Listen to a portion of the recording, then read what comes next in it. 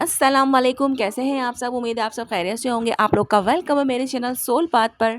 तो जनाब, इस सोलर एक्लिप्स पर क्या इम्पैक्ट पड़ने वाला है ट्विन फ्लेम्स पर, देख लेते हैं आज की अपडेट में। ठीक है, कुछ चीज़ें आप लोगों के साथ जो है वो होना शुरू हो चुकी होंगी, कुछ के साथ जो है वो आगे चलकर हो सकती हैं।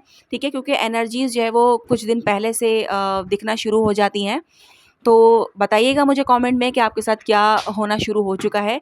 जो मैंने बताया है उसमें से क्या चीज़ आपके साथ हो रही है, या फिर जिनके साथ अभी नहीं हो रही है तो उनके साथ आगे हो सकती है। ठीक है, सोलर एक्लिप्स के पॉजिटिव और नेगेटिव इम्पैक्ट दोनों चीज़ों को कवर करने वाली हूँ, ताकि आप लोग देख सकें कि क्या चीज़ें आपके साथ मैच हो रही हैं, क्या चीज़ें आपके साथ जा रही हैं, क्या चीज़ें अभी से आपके साथ होना शुरू हो गई हैं, या फिर अगर आगे हों तो आप लोगों को पता हो कि ये सोलर इक्लिप्स का जो है वो इम्पैक्ट है। ठीक है, सोलर इक्लिप्स एक ऐसी कॉस्मिक इवेंट है जो सिर्फ दुनिया के एनवायरनमेंट पर नहीं, बल्कि रूहानी और इमोशनल लेवल पर भी बहुत गहरा असर डालती है। ये ख़ास तौर पर ट्विन फ्लेम की जर्नी में बहुत स्ट्रॉन्ग और ट्रांसफॉर्मेशन का वक्त होता है। ठीक है, क्योंकि इक्लिप्स चीज़ों को क्लियर और एक्सपोज करता है। इस वजह से ट्विन फ्लेम के बीच जो छुपी हुई इमोशंस, डाउट और कार्मिक ब्लॉक्स हैं, वो सब सरफेस पर आ सकते हैं। इक्लिप्स का असर हर ट्विन फ्लेम्स कनेक्शन पर अलग अलग होता है, लेकिन ज़्यादातर जो इस जर्नी में हैं, या तो वो इमोशनल ब्रेकडाउन फेस करते हैं या फिर उन्हें सडन रियलाइजेशन होती है।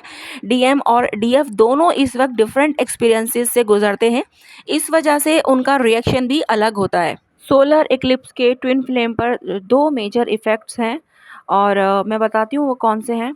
एक मेजर इफ़ेक्ट जो है वो है इमोशनल और स्पिरिचुअल अवेकनिंग, यानी कि सडन रियलाइजेशन। जो ट्विन फ्लेम्स अपनी जर्नी में कन्फ्यूजन में थे, या जो डिनाइल मूड में थे, उनके लिए ये एक स्ट्रॉन्ग अवेकनिंग का टाइम होता है। डीएम जो अब तक अपनी इमोशन से भाग रहा था, उसको डीप इमोशनल रियलाइजेशन होने लगती है। एक्लिप्स की एनर्जी उसको फोर्स करती है कि वो अपने ट्रू फीलिंग्स को एक्सेप्ट करे। अचानक से ड्रीम्स या जो है एंजल नंबर्स जो है वो दिखना बढ़ जाते हैं, जैसे रिपीटेड नंबर्स में 1111, 222 और 444, या फिर डीएफ का नाम या फिर कोई याद रैंडमली ट्रिगर होती है। बहुत से डीएम्स को अपनी डीएफ की याद बहुत ज़्यादा आने लगती है, और वो इमोशनली रेस्टलेस महसूस करते हैं। डीएम जो साइलेंट मूड में था, उसका ईगो ब्रेक होना शुरू होता है और वो गिल्ट महसूस कर सकता है। डीएफ के लिए है कि डीएफ के लिए ये एक इमोशनल पर्जिंग का वक्त होता है। यानी अगर डीएफ ने अब तक हीलिंग नहीं की थी, तो उसको बहुत इंटेंस इमोशन महसूस होंगे। डीएफ को स्ट्रॉन्ग इंट्यूशन या फिर टेलीपैथिक साइंस मिलने लगते हैं, जो डीएम की करंट सिचुएशन बताते हैं। ठीक है, इक्लिप्स का टाइम डीएफ को अपनी सेल्फ वर्थ का अंदाज़ा होता है, और वो अपनी जर्नी को एक नए तरीके से समझने लगती है। बहुत सी डीएफ को इस वक्त सेल्फ लव और इंडिपेंडेंस की इम्पोर्टेंस समझ आती है, और वो इमोशनली डीएम से डिटैच होने लगती हैं। दूसरा मेजर इफेक्ट जो मुझे नज़र आ रहा है वो है कार्मिक साइकिल का एंड होना, या फिर कोई टेस्ट। इक्लिप्स हमेशा छुपी हुई चीज़ों को सामने लाता है, और अगर किसी ट्विन फ्लेम की लाइफ में कार्मिक पार्टनर्स या टॉक्सिक पैटर्न्स हैं, तो वो इस वक्त एक्सपोज होते हैं।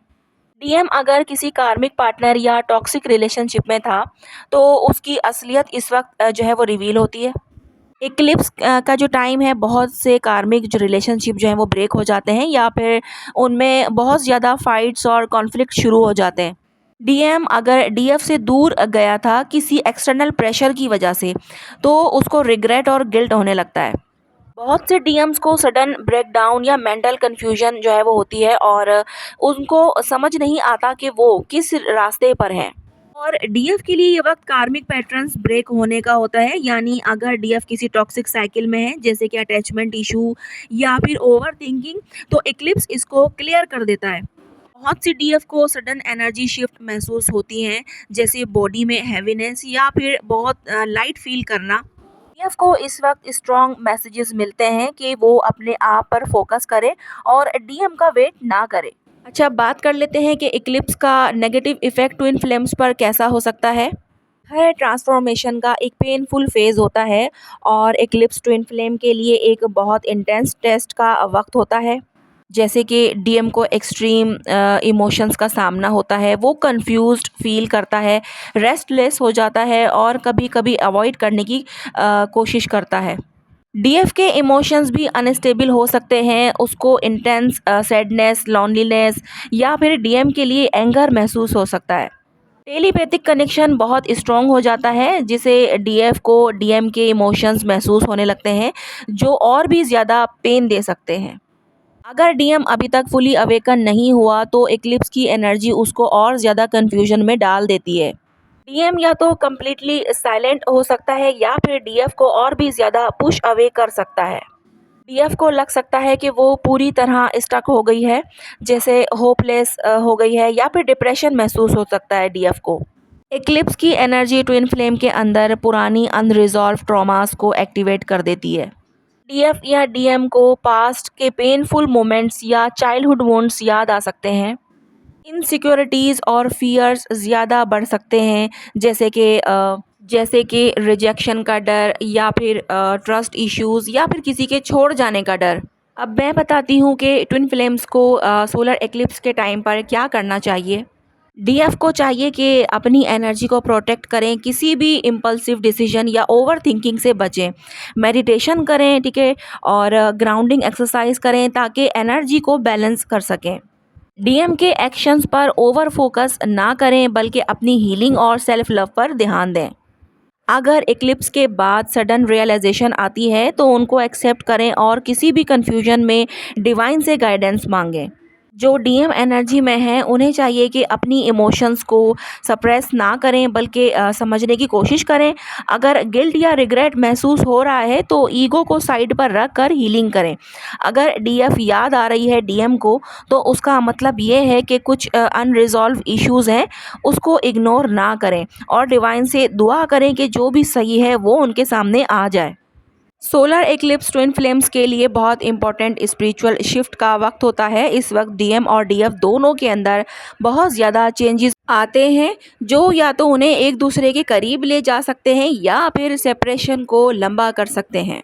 सब कुछ इस बात पर डिपेंड करता है कि वो अपनी हीलिंग और सेल्फ अवेयरनेस पर कितना काम करते हैं। अगर ये फेज़ डिफ़िकल्ट लग रहा है तो याद रखें कि डिवाइन हर चीज़ का एक बेस्ट प्लान बनाता है और अगर ये जर्नी आपके नसीब में लिखी है तो कुछ भी हो इसको रोक नहीं सकता। इक्लिप्स सिर्फ एक फेज़ है जो चीज़ों को क्लियर करता है। अब आप पर डिपेंड करता है कि आप इसको कैसे हैंडल करते हैं। यहाँ मैंने हर सिचुएशन के अकॉर्डिंग बताने की कोशिश की है क्योंकि हर डीएफ और डीएम एक लेवल पर नहीं है, एक स्टेज पर नहीं है, ठीक है। तो इसीलिए किसी के साथ जो है वो कुछ हो सकता है और ये भी पॉसिबिलिटीज़ हैं कि होना शुरू हो चुका होगा, चाहे वो नेगेटिव इम्पैक्ट लग रहा हो आपको या फिर पॉजिटिव इम्पैक्ट लग रहा हो। कमेंट में ज़रूर शेयर कीजिएगा कि आप लोग किस एनर्जी से गुज़र रहे हैं, इस वक्त की फीलिंग क्या है आपकी। सोलर एक्लिप्स का क्या इम्पैक्ट पड़ रहा है आप पर, नेगेटिव या फिर पॉजिटिव, कमेंट में ज़रूर शेयर कीजिएगा। आज की वीडियो यहीं तक है, मिलते हैं हम लोग नेक्स्ट वीडियो में। अपना बहुत ज़्यादा ख्याल रखिएगा, मुझे दुआओं में याद रखिएगा। अल्लाह हाफ़िज़।